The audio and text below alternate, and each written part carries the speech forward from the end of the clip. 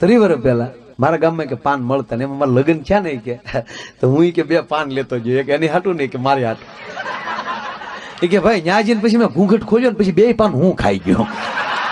પછી એમ થયું કે હવે આમાં હું પાન આપે, આ પાન ખાય તો મીંદડી ઊંધીડ્યો મારી નીકળે એવું લાગ્યું.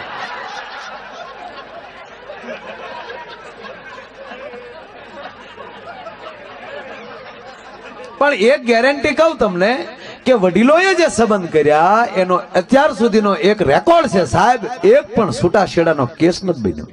અત્યારે જોઈન કરે એમાં ઘણા, કારણ કે હામાં 2 છેતરવાના ધંધા શરૂ કર્યા.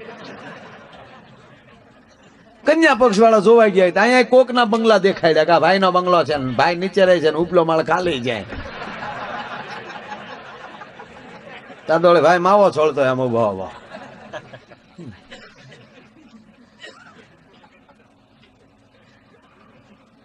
નગર કોકમાં ભાગ રાખતો હોય તો એને પપ્પાને કે પપ્પા ઓલી વાડીનો ભાગ દેવાઈ ગયો છે કે મારે જવું પડશે ક્યાંય મજૂરો લેવા માટે. આ તો ઓલા કે હોય મારો છોકરો હોશિયાર છો એટલે છોકરા એવું ખોટું બોલે. અને કન્યામાં જોવા જાવ, વરપક્ષ વાળા કન્યા જોવા જાય તો હવે આ બ્યુટી પાર્લર આવ્યા તો વાટા પ્લાસ્ટર કરીને બેહાડી દે હામાં ઐશ્વર્યા રાય જેવા કરી. એ તો 15 દી પછી ગલેટ ઉખડે ત્યારે ખબર પડે કે હિતળામાં આવ્યા ડોહા ઘરમાં. ગજબ ગજબ ગજબ. કૃપા કરીને કહું, 18 આલમ બેઠો છે, દરેક વરણ બેઠો છે. પૈસાને મહત્વ ન દેતા, પૈસો તમારો જ્યાં તમારો પ્રારબ્ધ હશે ને ત્યાંથી મળી જાય. સંસ્કારને પ્રાધાન્ય આપજો. પૈસો જે ગામમાં પડ્યો આ હું કલાકાર થયો ભાઈ, આમાં ક્યાં હું કઈ ક્લાસ કરવા તો ગયો નથી. સારે ગામા ધની ધની ધની ધની.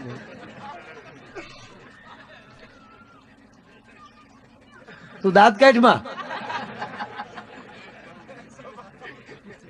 શીનોભાઈ આપણે કાનવોપીના ખેલમાં સાહેબ ઈ જે મોજ કરાવે છે ને પૂજ્ય મોરારી બાપુની સામે જે ઈ માણસ નાચ્યો છે અને બાપુને જેને દાંત કઢાવ્યા સાહેબ અદભુત, એક સમાજનું ગૌરવ છે. વજન મારા બાપ તાળીઓથી વધાવવાનું ગજબ માણસ, એને જોવું તો મને દાંત આવે. ઓલે નટાઈ આવે ને, નટાઈ રમતી રમતી એટલે આને માથે હાથ મૂકીને એમ કીધું જો બેટા તું અહીં ઉપર એ કે તમે જ મને બેઠો કીધો તો હવે મારે શું ડિસિઝન લેવી. ડિસિઝન તો ડિસિઝન હવે ટૂંકમાં જોઈને હક પણ થાય. હવે તો ગામડામાં એવું શરૂ થઈ ગયું. હમણાં એક ગામડામાં જોવાઈ ગયો છોકરો, ગામડાની ભોળુડી દીકરી ઓરડામાં બેઠી હતી અને એવો છોકરો જેવો અંદર ગયો, ઓલા કીધું જા દીકરી બેઠી છે વાતચીત કરી લ્યો. ઓલો અંદર ગયો તો દીકરી બોલે આવો ભાઈ આવો. ઓલો 10 રૂપિયા દઈને વૈયા ગાલ્યો બેન, વીર પહેલી ના બેન, વીર પહેલી ના. નો ફાવે ને નો જ ફાવે પછી કાંઈ. હકીકત ગામડું મને બહુ ગમે છે, કારણ કે હું ગામડામાં જ રમીને મોટો થયો ને હજી ગામડામાં જ છું. હા, આપણા ગામડામાં પેલા શું હતું કે આપણા વાણંદભાઈ હોય એ આપણે સામે બેહાડીને કપડું ખોળા મૂકીને લપેટા લઈ લેતા, અને એ લપેટો એવો હતો કે બીજી વાર પાછા જાવ ત્યાં સુધી તણાય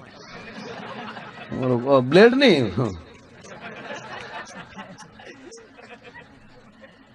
અને આપણે નાના નાના હતા સીધો વાળ પકડીને, અત્યારે ફેશન આવી નગર તાંહળી મૂકીને સરખું નીકાળ. એમાં જો અસો વધારે હોય તો હાવ ઉપાડ લેતા, કારણ કે હવે તો ટોલાનું તો ખાનદાન વહી ગયું હાવ. પેલા તો ટોલા એવા થતા, ખાખી સડીઓ પહેરીને ભણવા જતા એકડે મીંડે ગમ જાણે અહીંયા રૂપાના પતરા સોડ્યા હોય હમણાં. ઈ જે આપણો ઠાઠમાંથી આ છોકરાઓના ગજા નહીં, ઈ ખમીએ કે આ ટોલા.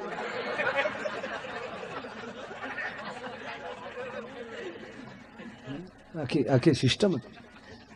માકડ વૈયા ગયા લોઢાને ખાટ લાવ્યા પછી એમાં અમુક બીમારી આવી, કારણ કે અમુક પ્રકારનું લોહી ચરબી વધતી ને એનું કારણ હતું કે આ થોડું થોડું હવે લઈ લેતા હતા.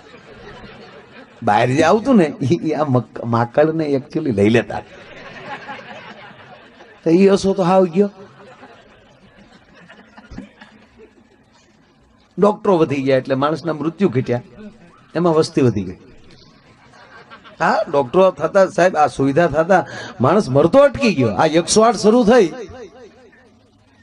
જોકે કોઈ ખોટાઈ ઉપયોગ બહુ કરે છે. પ્લીઝ મહેરબાની કરીને તમે જાતે જઈ શકો એમ હોવ ત્યાં સુધી એ નહીં બોલાવતા, કારણ કે તમે સામાન્ય બાબતમાં એને બોલાવશો, સામે કંઈક મોટો અકસ્માત હશે ને એ તમને લેવા ગાડી આવી છે તો એ 15 મિનિટ મોડી પડશે ને તો ક્યાંક મોટી ઘટના ઘટી જશે. એટલે ઝીણી ઝીણી વાતોમાં તો ન જ ઉપયોગ ખોટો કરતા, એનો બ્રહ્મશસ્ત્ર સહિત ગમે ત્યાં ઉપયોગ ન કરાય. એટલે બહુ મજા. છોકરો જોવા ગયો ને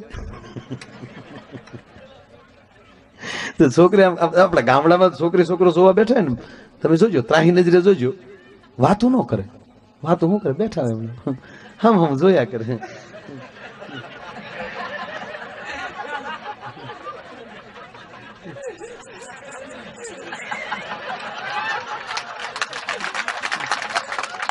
હામે એમ જ હોય, હામે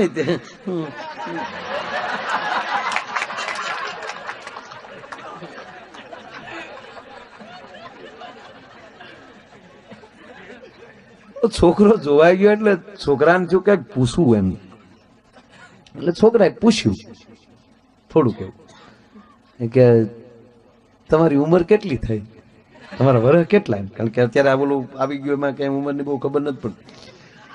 આ અમેરિકામાં હું જોયો છું 80 વર્ષની ડોહ્યું તમને 20 વર્ષનું લાગે.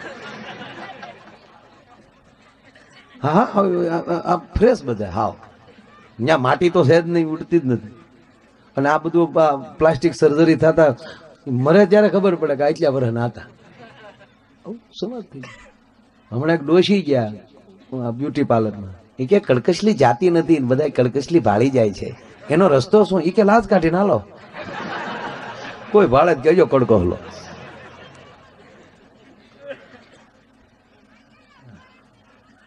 તો છોકરીને પૂછ્યું કે તમારી ઉંમર કેટલી? તો છોકરી ગામડાની બિચારી ભોળોડી પારેવડી બોલે, પાછું પૂછ્યું તમને કહું છું તમારી ઉંમર કેટલી?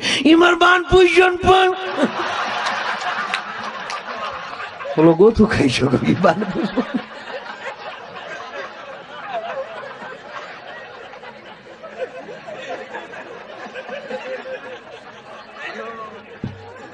બોલો મુજાણો કે આની ઉંમર ગોતવી કેમ મારે? પણ થોડોક હોશિયાર હતો એટલે થયું કે ઉંમર નો કે વાંધો નહીં, કેટલું ભણ્યા કે તો જે ભણ્યા એમાં 5 વર્ષ નાખી દઉં તો ઉંમરની આજુબાજુ અંદાજ આવી જાય. એટલે ઓલે પાછું પૂછ્યું કેમ તમારો અભ્યાસ કેટલો, તમે ભણ્યા કેટલું? એ માર બાન નો ખબર હોય, હું ભણવા જાતી માર બાન બધી ખબર છે.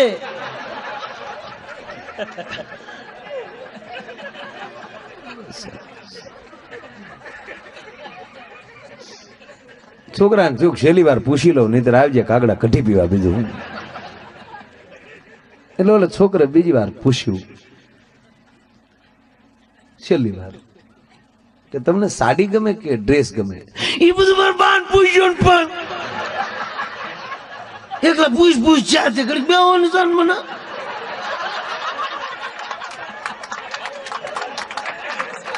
તા તો ઓલો ઉભો થઈ ગયો, ઉભો થઈને કીધું ભાણી જય શ્રી કૃષ્ણ.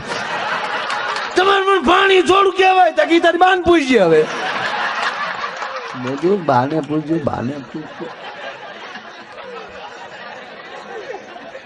ધરાવીને ધાન નીપજે કુડવીન માળું ન હોય, જેસલ જખરા નીપજે જેની માં ઓથલ પદમણી હોય. જેવી ધરા હોય એવો છોડવો હોય. આંબલીને કોઈ દી લીંબુ ના આવે અને થોરને કોઈ દી કેળા ન લાગે. એટલે કવિએ વારંવાર જનેતાને ઠપકો આપ્યો છે કે એમાં તારા ઉદરમાલી જે સંતાનને જન્મ દે, કા ભક્ત હોવો જોઈએ, કા દાતાર હોવો જોઈએ, કા મર્દ હોવો જોઈએ, કા સેવક હોવો જોઈએ. આ 4 માલી એક પણ સંતાનને જન્મ ન આપીએ તો હે જનેતા તું વાંજણી રહેજે. એક ગુણ માણસમાં હોવો જોઈએ. એ ગુણ ક્યાંથી આવે છે? જનેતાના કોઠામાં.